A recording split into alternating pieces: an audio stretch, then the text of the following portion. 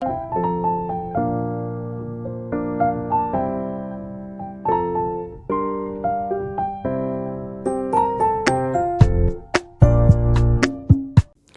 And welcome to ज़िंदगी unlocked.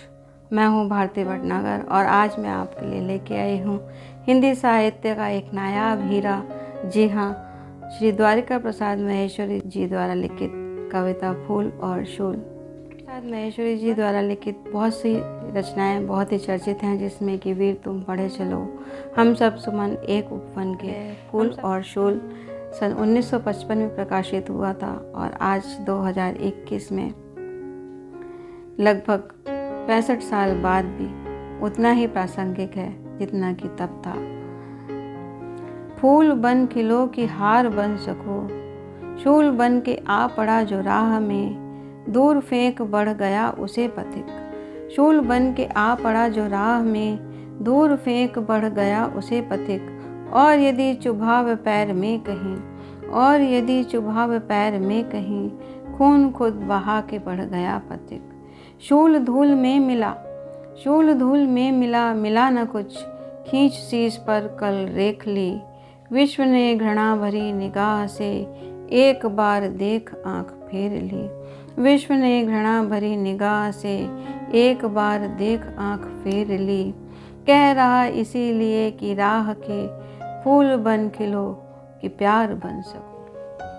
कह रहे हो सभ्यता की ओर ही बढ़ रहा है हर कदम मनुष्य का।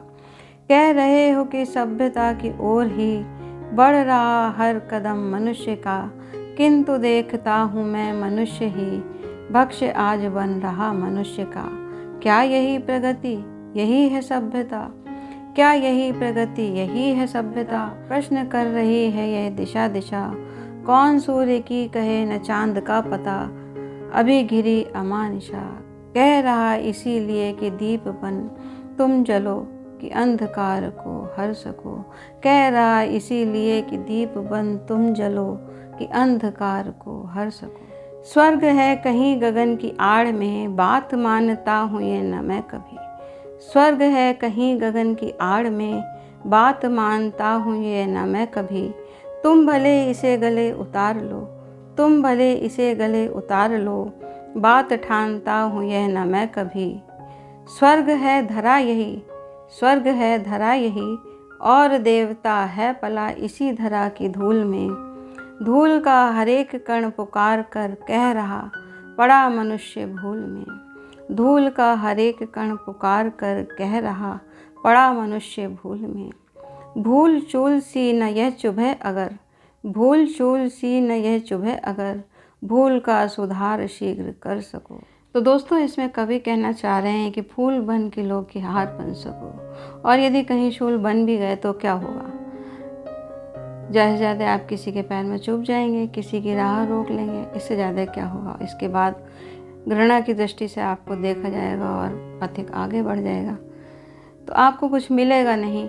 इसीलिए कह रहे हैं कि फूल बन के लो कि प्यार बन सको।